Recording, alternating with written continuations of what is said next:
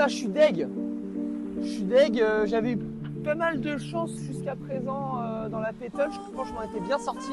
Et là, j'ai passé la nuit englué sous ce truc là. Ça, là, j'ai passé toute la nuit dessous. Et impossible de sortir. J'étais bloqué, voilà. Et bon, j'ai pas osé regarder le classement parce que je pense que ça va pas être joli, mais bon, c'est pas grave. On a tous eu notre lot. Et puis, on va quand même se réjouir de ce magnifique lever de soleil, non? On va pas commencer à gâcher son bonheur à cause d'un nuage.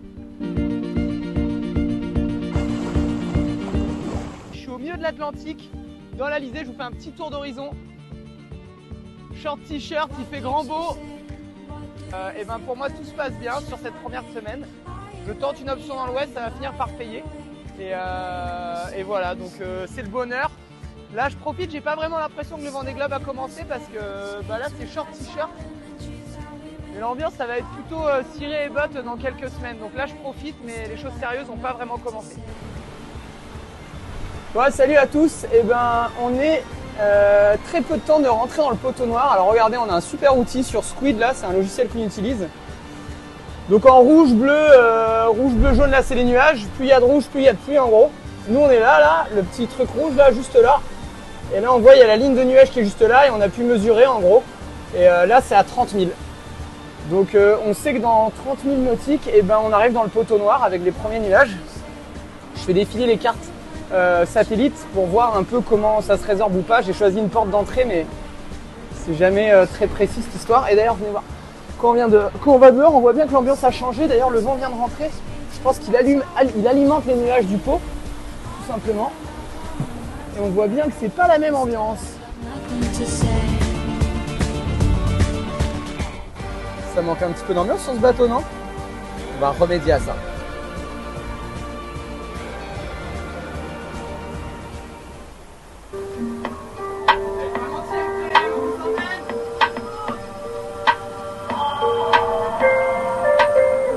Tout le monde a déjà entendu des histoires sur les trous d'eau insondables.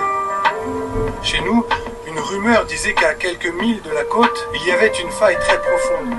Un jour, le commandant Cousteau en personne était venu, il avait déclaré « Il est possible qu'elle mène jusqu'au bout du monde ». Nous, on était jeunes à l'époque, on avait peur de rien, il en fallait pas plus pour qu'on s'emballe. On a monté une équipe, on a largué les amarres.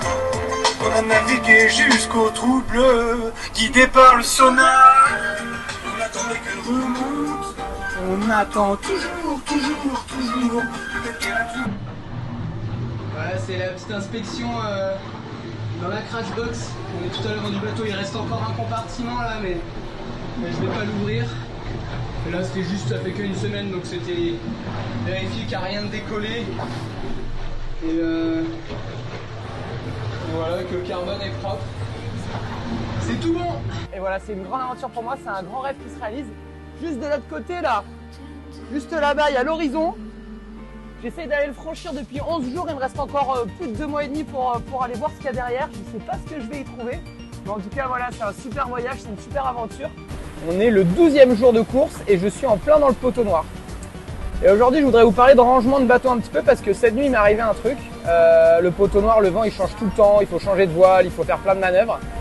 Et j'avais mal rangé mon bateau entre 2 manœuvres et ça a failli être la catastrophe. J'ai failli me faire arracher un bras par une écoute sur laquelle j'avais pas fait assez de tours autour du winch. Et ça a failli être cata et c'était un petit rappel à l'ordre. Et du coup, je vais vous faire un petit tour d'horizon du cockpit.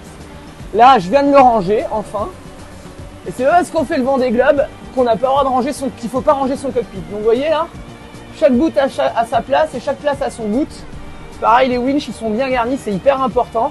En fait, ce qui s'est passé hier, c'est que sur ce winch là, j'avais fait que 2 tours. Là, il y en a 4 et quand j'ai voulu choquer au milieu de la nuit parce qu'on a eu une survente, ça a sauté et ça peut vite être catastrophique.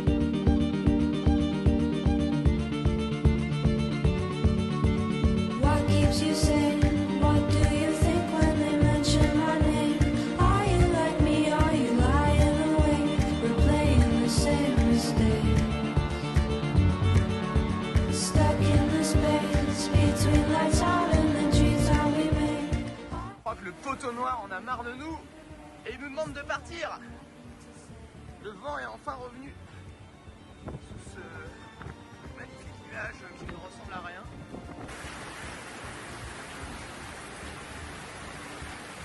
Pour le passage de l'équateur de l'Imoca Lazare à l'aller évidemment. Attention, 2, 1, équateur! Bravo à tous! Et voilà les gars, hémisphère sud, ça fait plaisir. Bon, je crois que l'équipe a prévu une petite fiole de rhum. Une petite fiole de rhum. J'ai jamais bu autant de rhum dans toute ma vie, alors pensez qu'entre en moi, il y a des photos, c'est cool. Pensez qu'entre en moi, je vais boire tout ça? Je pense pas. Bon bah on va aller baptiser tout ça. Hein.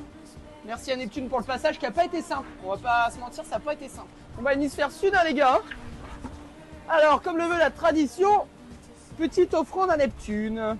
Un bon petit rhum, en plus ça va faire plaisir à Neptune ça, parce que moi je le connais, je sais qu'il apprécie particulièrement.